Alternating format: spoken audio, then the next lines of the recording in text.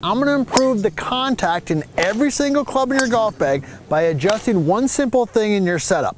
I'm PGA teaching professional Todd Kolb, Director of Instruction for US Golf TV, and I've got three clubs right here. I got a pitching wedge, I've got a 6-iron, and I got a driver. And with each one of these, because the club shaft is different, you got to make one simple modification to your setup with each club that guarantees you're going to start hitting better solid shots every time you head to the golf course. Let's dive right into it. So the first thing you got to notice, and you know this already, but I want to go through it. We know that your pitching wedge is obviously shorter than your 6-iron. You see that. You also know that your 6-iron is definitely shorter than your driver, okay? So we all understand that. But one of the things that a lot of golfers don't understand is that the angle of the shaft is different with each one of these clubs also. So let's talk about that. So let's start with the pitching wedge. When you're hitting a pitching wedge shot, because if you don't have this shaft angle correctly at address, it could very likely be the reason why you're hitting behind the golf ball, you're thinning it, you're topping it, all those types of things. So with the pitching wedge, it is a shorter club. So as I set it down, I want you to feel like the butt end of the club, which is right here, is pointing lower. So I'm just going to use my belt buckle right here as a reference point for the discussion here today. So with my pitching wedge, it's shorter. I want you to feel like the butt end of the club is pointed slightly below your belt buckle. So it looks kind of like this. Okay, everybody kind of see where my hands are at? That also creates a different angle between the shaft and my arm right here. It looks a little bit more almost like a V, not quite to that extent, but you get the idea. So the hands are kind of low, all right? Now what that does is when you get your hands a little bit lower, it matches the angle of the shaft angle with the pitching wedge, and it allows you to set the club a little bit more vertical, a little bit more up and down, take a little bit more of a divot, and actually control your ball flight better. All right, so you got that. Well, how about the 6-iron? Now let's talk about the 6-iron. 6-iron is a little bit longer, you know that already, and the shaft angle is going to be slightly different. Butt end of the club, remember, reference point, belt buckle, reference point. So I want you to feel with the 6-iron that the butt end of the club is pointing pretty much at the belt buckle. Maybe a smidgen below it, but it's basically at the belt buckle. But also notice that the angle right here is still there, but it's not as severe as with the wedge. Remember the wedge was definitely more severe, so it's more this way. So here we go, I'm set up. Belt buckle basically.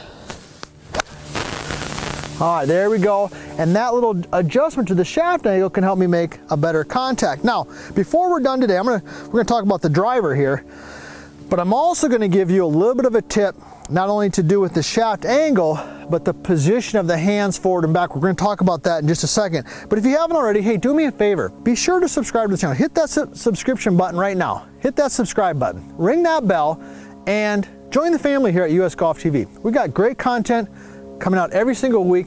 We got literally hundreds of thousands of people following us. And do me a favor, leave a comment. I love the comments, and tell us where you're from. We love hearing where you're from. So let's talk about the driver. So let's tee one up. We already know that the driver is the longest club in the bag, and you probably got a pretty good idea of where I'm going with this.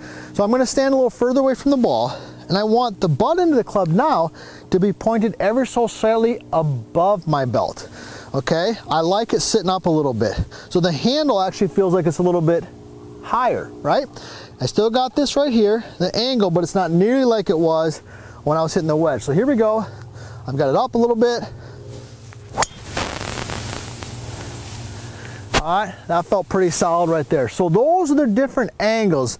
Lowest with the wedge, middle with the 6-iron, slightly higher with the driver. So let's work now backwards. How about the hand position? Okay, forward, neutral, back, where should it be?